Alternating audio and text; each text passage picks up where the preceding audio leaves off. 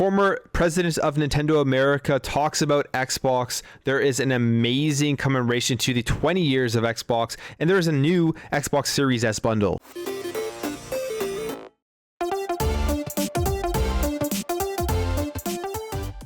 Alright guys, welcome back to another video. Before we jump into this, if you enjoy daily Xbox content, make sure to hit that subscribe button. So there's a very interesting video that came out the other day on the Microsoft Alumni Network YouTube channel, and it is called Xbox Pioneers: Creativity, Innovation, Past, Present, and Future. And there are a lot of prominent people that were on this panel, but one of the biggest, or I guess the host of it all, was Reggie Fils-Aimé, who was the former president of Nintendo America. Now, he talked about Xbox. He had some interesting comments, so I just wanted to go over them. So he says here, the moment in time of the launch, the moment in time now, 20 years later, the industry is better because of the Xbox launch. I passionately believe that. And the fact that there are all of these companies making all of this wonderful content, the ecosystem is so robust. Xbox is a big part of that. And then he goes on here to talk about how he never actually had a Nintendo GameCube before he joined Nintendo. During that generation of consoles, he had a PS2, and he was, I guess, convinced by his son to check out the Xbox because of Halo. And I think Halo, for a lot of people, is their first beginning memory of Xbox and what got them into the console, obviously because it was a launch game with the console. But even if you got the Xbox after launch, that was the premier title you wanted to play. I mean, Halo to me has always been a revolutionary first-person shooter, especially when it came out back then.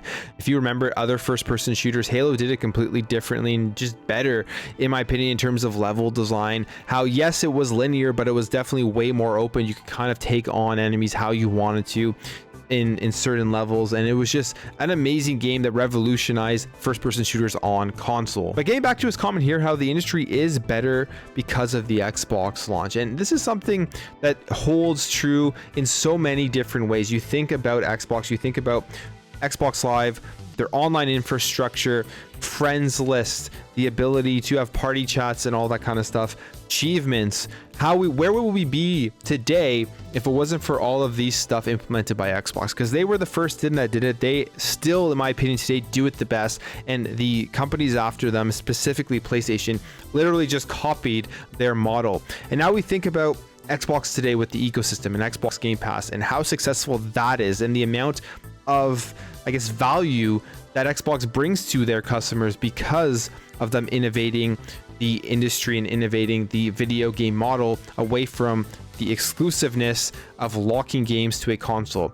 That just has given us more content, more value, and we're going to continue to get that because of the innovation from Xbox within the video game industry.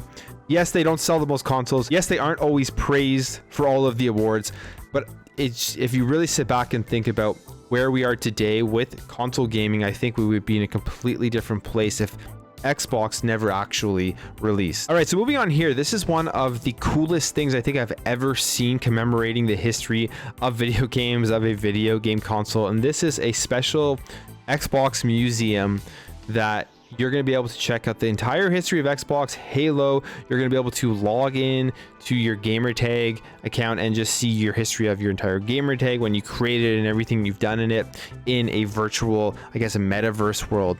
So I'm going to start here. I'm just going to click on, let's say, the Xbox 360, because that's one of my favorites. And it's so cool. You jump in here, you actually can move around, jump, and see everybody running around through the museum.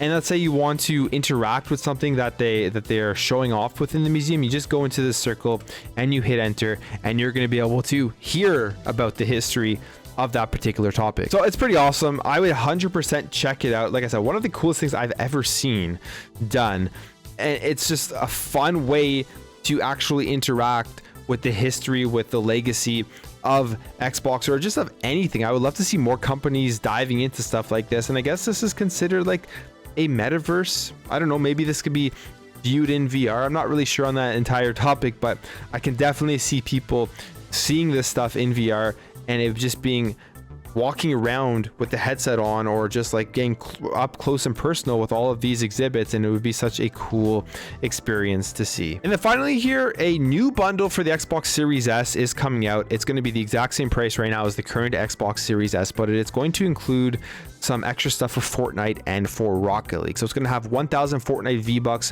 1,000 Rocket League credits, and the Midnight Drive pack for both of these titles. Now, this doesn't excite me whatsoever. I couldn't really care less about any of these games. I definitely don't play Fortnite, don't play Rocket League, but I think that this bundle is just a very, very smart move by Xbox, a smart marketing move, because right now you go into the stores and it's impossible to find an Xbox Series X, but you could find an Xbox Series S. They are out there.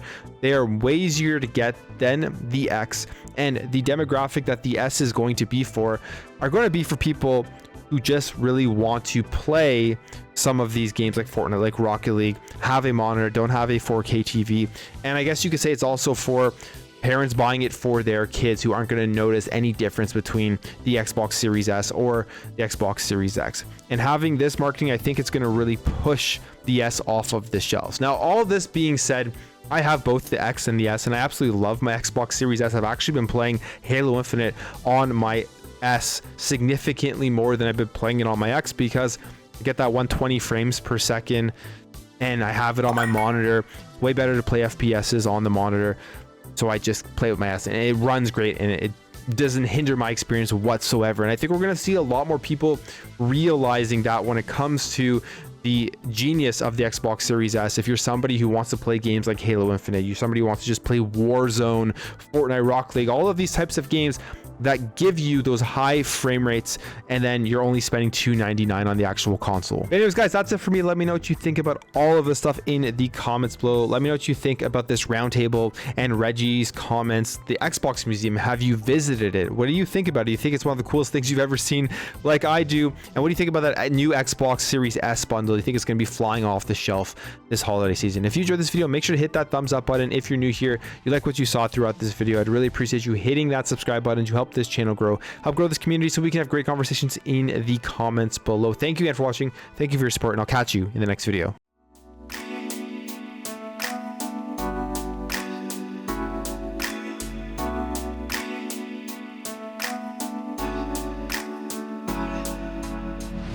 Bye.